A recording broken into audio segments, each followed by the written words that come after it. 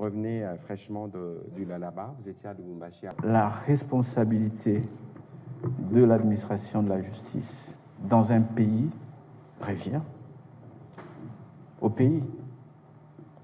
Il y a même des jurisprudences qui le reconnaissent. Si je veux, je peux me référer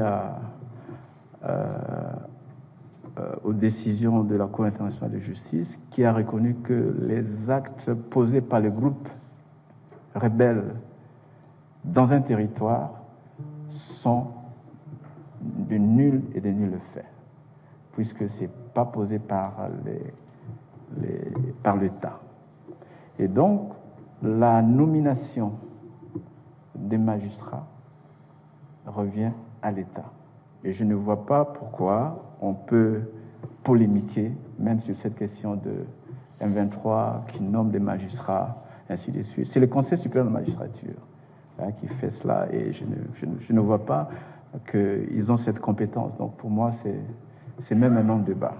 Mais cependant, dans les cadres du gouvernement, le gouvernement va prendre une ordonnance déclarant nul et de nuls effets et tous les actes judiciaires, administratifs et autres posés par ces groupes en violation de la Constitution. Vous êtes revenu dessus, mais quelle est la stratégie Dans la situation où nous sommes, ils veulent poser des actes apparemment légaux et légitimes pour se couvrir de leurs crimes. Donc c'est important pour nous de leur rappeler que tous ces actes qu'ils vont commettre, qu'ils vont poser, sont nuls et de nuls faits. Et bon, les instances appropriées pourront prendre des sanctions pour ces magistrats qui vont commencer à travailler. Vous savez, même pour être nommé magistrat, il y a des critères. On ne peut pas nommer un magistrat qui a plus de 62 ans. Aussi ratifié aux prémices qui devront nous conduire jusqu'à l'accord de Doha. C'est un groupe qui est appelé à disparaître.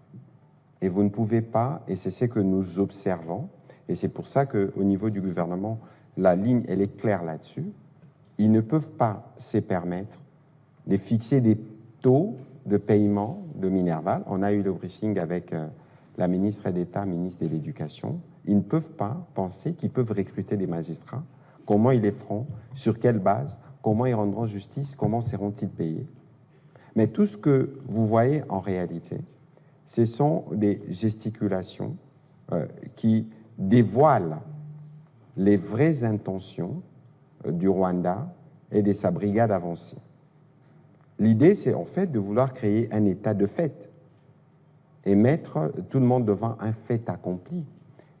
Non pas seulement qui briment nos populations, non seulement qui briment les populations, mais ils veulent eux-mêmes se faire justice alors que c'est eux le bourreau. Et ce qui est évident, c'est que comme le ministre d'État, le ministre de la Justice l'a dit, le gouvernement prendra toutes les actions qu'il faut prendre pour qu'aucun des actes qui posent ne produisent des effets et que tous les actes qui s'hasardent à poser actuellement puissent être annulés les moments venus. Et nous sommes au courant de tout.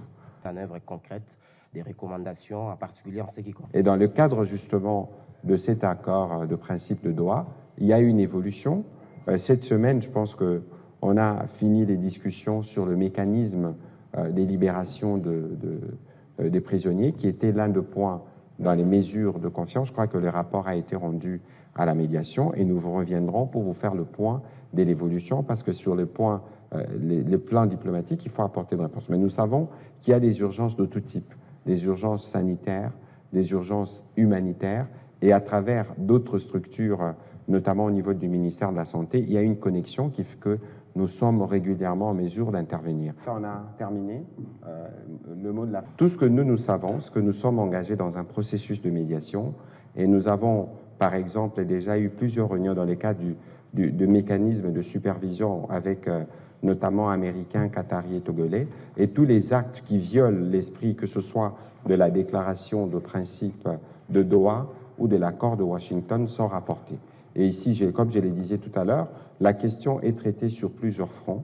Il y a le front diplomatique qui est le front qui apparaît, mais sur d'autres fronts, il y a évidemment un travail qui s'est fait pour lequel on ne pourra peut-être pas revenir sur de commentaires ici.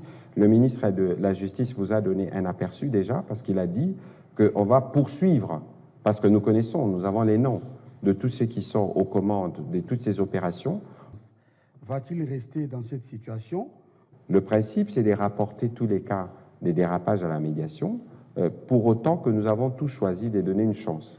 Et je crois que plus les jours passent, plus ils dévoilent leurs véritables intentions.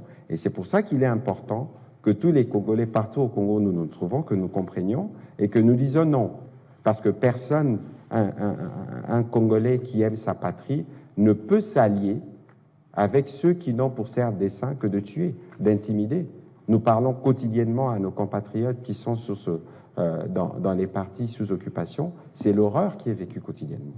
Et donc, vous pouvez être sûr que nous, à notre niveau, au niveau du front qui est le nôtre, nous allons nous assurer de faire la part qui est la nôtre. Et cette part, c'est aussi la mobilisation de tout le monde. D'abord pour montrer à nos populations qui sont là-bas, qui ne sont pas seules, que nous sommes solidaires et qu'à chaque coup, nous allons travailler avec eux pour être sûrs que leur quotidien, d'abord, connaît des évolutions, là où nous pouvons intervenir directement, mais pour les autres questions, à travers les mécanismes mis en place par la médiation, nous assurer que nous puissions atteindre nos objectifs.